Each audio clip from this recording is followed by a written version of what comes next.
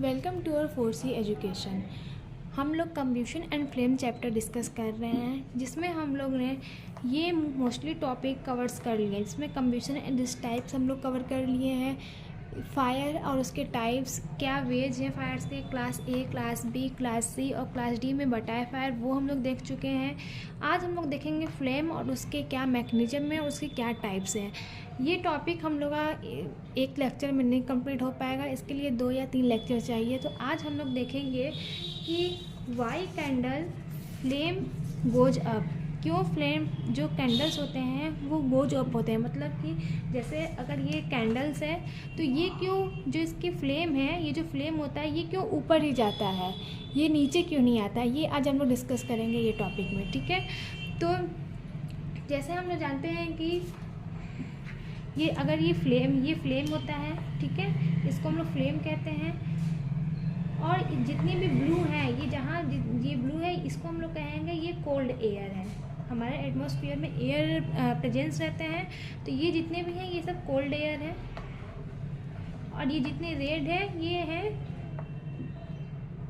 Heat air, ठीक है, गर्म हवा, और ये है ठंडी हवा। ठीक है, तो जब हम लोग फ्लेम को जलाते हैं तो ये जो हीट एयर है वो ऊपर की तरफ जाता है। मतलब एटमॉस्फेयर में जितने भी एयर है वो हीट होंगे। अगर हम लोग कैंडल जलाएंगे तो उसके आसपास के जो और भी जो इसके आसपास के जो एयर है ये तो हीट हो जाएंगे, बाकी जो इधर उसके अगल बगल और भी जितने प्रेजेंस है एयर वो क्या रहेंगे, कोल्ड ही रहेंगे।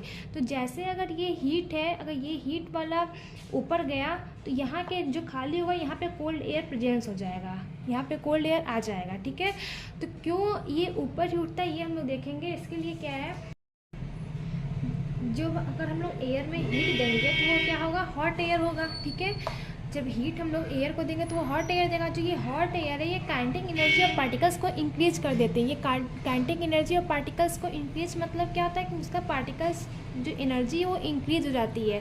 काइनेटिक एनर्जी क्या होता है, काइनेटिक एनर्जी होता है मूवमेंट, किसी भी चीज़ का मूवमेंट।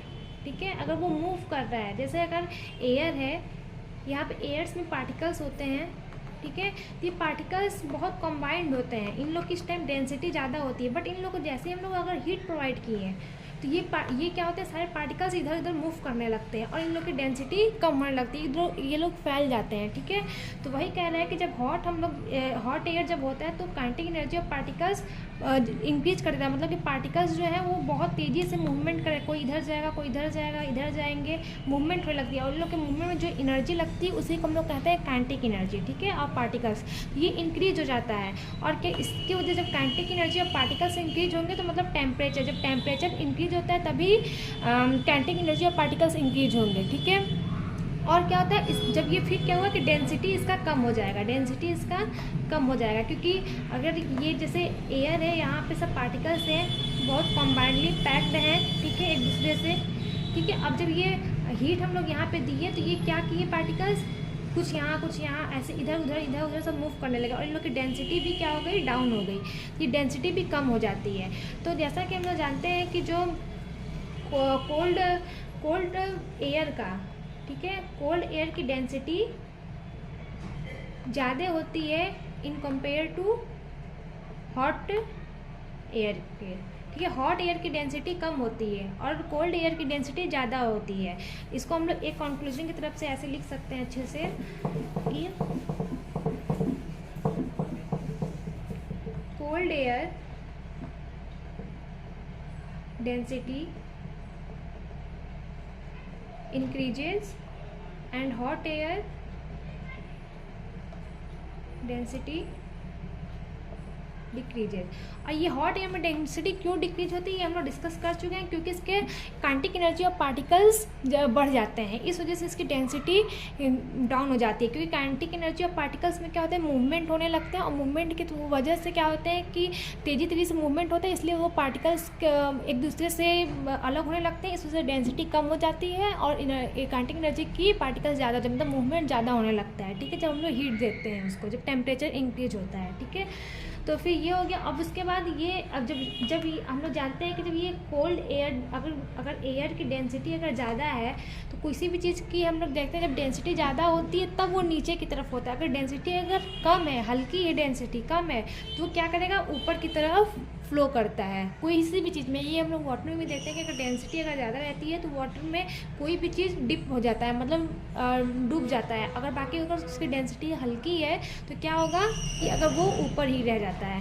तो वही इसमें भी है कि इसकी डेंसिटी कम होने की वजह से ये क्या करता है, और इसका टेम्परेचर ज़्यादा होने की वजह से ये जो